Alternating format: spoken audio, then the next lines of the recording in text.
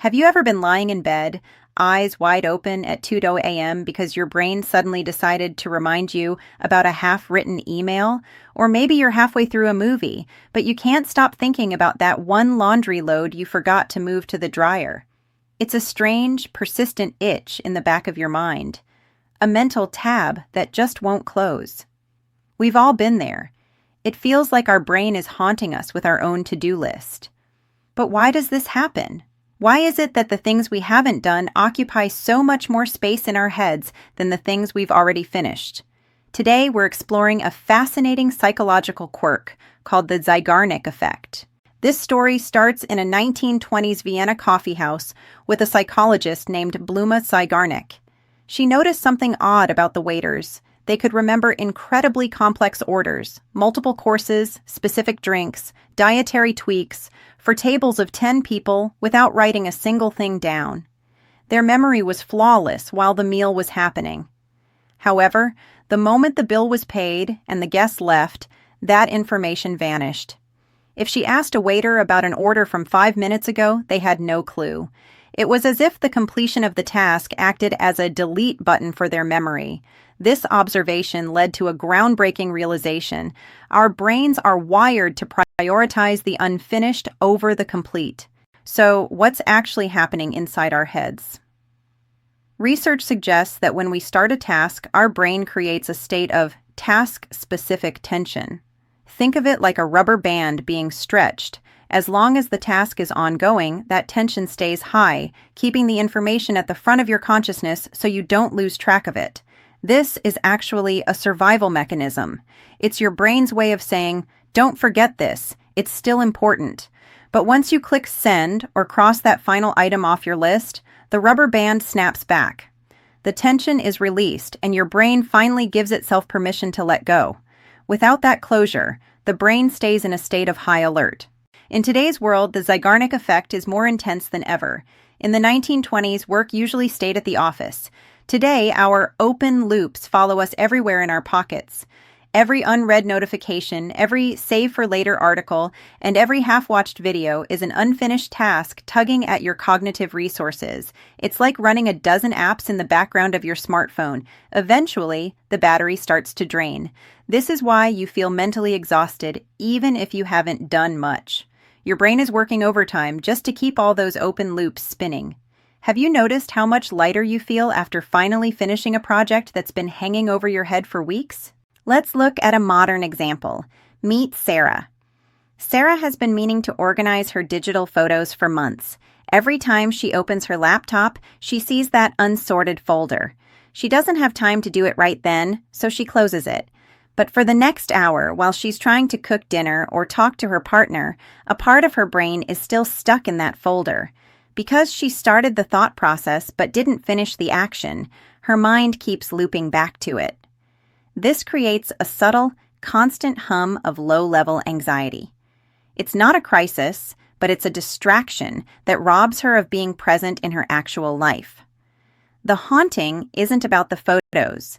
It's about the lack of an endpoint. The real problem with the Zeigarnik Effect isn't just the annoyance, it's the cognitive load. Our brains have a limited amount of working memory. Think of it as mental RAM. When we have too many unfinished tasks, we're using up that RAM. This makes us more forgetful, less creative, and more prone to making mistakes in other areas of our lives. If you've ever walked into a room and forgotten why you're there, it might be because your brain is too busy holding on to an unfinished conversation from 3 hours ago. We aren't failing at being productive. We're simply over-encumbered by the weight of things left undone. How many open tabs are currently running in your mind?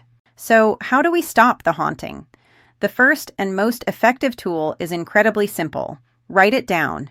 Research suggests that the brain often treats a detailed plan as a form of pseudo-completion. When you move a task from your head onto a physical list, you're telling your brain, I have a system for this. You don't need to remind me anymore. It's like giving your mind a receipt. This is why brain dumping before bed is so effective for insomnia. You aren't finishing the work, but you are finishing the worry by creating a reliable place for the information to live outside of your own skull. Another way to manage the Zeigarnik effect is to prevent the loop from starting in the first place. This is where the 2-minute rule comes in. If a task takes less than 2 minutes, like putting a dish in the dishwasher or responding to a quick text, do it immediately. By finishing it now, you prevent your brain from having to track it later. Every tiny task you finish is one less thing your mind has to haunt you with. It's about protecting your future mental peace by dealing with the present moment's small demands. Think of it as closing the door behind you as you walk through a house, rather than leaving every single one ajar. Interestingly, you can actually use the Zeigarnik effect to your advantage. If you're working on a creative project or a difficult problem and you get stuck, try stopping in the middle of a sentence or a task. Because your brain hates unfinished business, it will keep working on the problem subconsciously while you do other things. This is why your best ideas often come in the shower or while driving. By intentionally leaving a loop open, you're inviting your background processor to find a solution for you. The trick is to leave it open on purpose rather than letting it hang over you by accident. Often, tasks haunt us because we haven't clearly defined what finished looks like. If your to-do list says clean the house, your brain has no idea when it can stop tensioning that rubber band. Is it done when the floors are swept or when every closet is organized? Instead, try setting very specific, small boundaries. Change clean the house to wipe down the kitchen counters. Once the counters are clean, the task is objectively finished, and your brain can release the tension. Small, defined wins provide much more psychological relief than large, vague goals that never seem to end. Consider Mark, who struggled with work bleed, the feeling that he was always working even when he was at home. He started a shutdown ritual. At the end of every workday, he would spend 5 minutes writing down exactly where he left off and the first 3 things he needed to do the next morning. Then he'd physically close his laptop and say out loud, "Work is done." By creating this ritual, he was signaling to his brain that the loops were safely stored. He found that within a week, his evenings felt longer and his sleep improved. He wasn't doing less work. He was just giving his brain permission to stop thinking about it. Understanding the Zeigarnik effect isn't about becoming a perfect productivity machine. It's about being kinder to our minds. Our brains aren't trying to stress us out. They're just trying to help us remember what we deemed important. When we acknowledge this, we can start using tools like lists, rituals, and smaller goals to manage that mental tension. We can move from being haunted by our tasks to being in control of our attention. After all, the goal of productivity shouldn't just be to get more done. It should be to have more moments where our minds are truly quiet and at peace. To wrap up, remember that your brain loves closure. To quiet the mental noise, try writing your tasks down, tackling the tiny chores immediately, and defining exactly what done looks like for your bigger projects.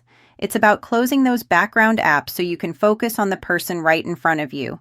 We'd love to hear from you. What is that one unfinished task that always seems to pop into your head at the worst time? Let's talk about it in the comments. If you found this helpful, please consider subscribing to Curious Pod for more thoughtful looks at everyday life. Thank you for spending this time with us.